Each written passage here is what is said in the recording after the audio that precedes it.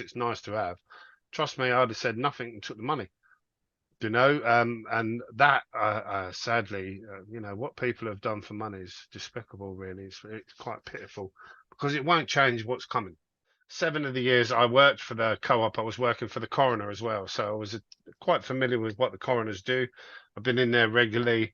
Um, I've seen the inside and outside of more people than you can imagine.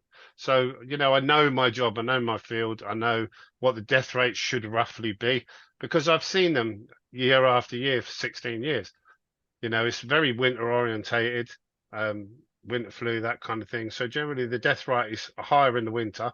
It pans out towards the spring, and then when the weather's nice, that's when undertakers go on holiday because there's not much to do. And that's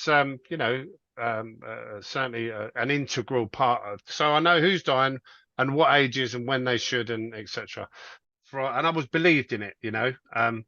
I had a phone call from the BBC. It was a local BBC. I don't know what particular office, but it was a girl and a cameraman turned up. They said, could they interview me? So I was kind of met up with them. They came here.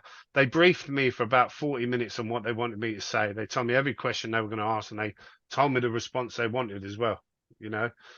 And I'd never done interviews before. So to me, that wasn't unusual. I didn't know, I was just doing an interview for someone.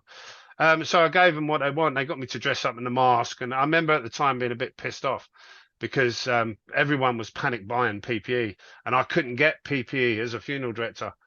And of course, when you think, fuck, everyone's panic buying, I can't even get it to look after the deceased. That's enough to keep many quiet. I've spoken to hundreds of doctors and nurses in the last 3 years, and they tell me they've got a mortgage, they've got 3 kids, they've got car payments. Where else are they? And the mistake we've made as a society is allowing these people in general practice to earn vast sums of money, far more than the average Joe Blow. So they've got the lucrative lifestyle and they've got a 6-bed house and a nice missus and a posh car, probably an Audi Q9 or something. They're on a good number. Are they going to jeopardize that number and not be able to work anywhere else for the death of a stranger?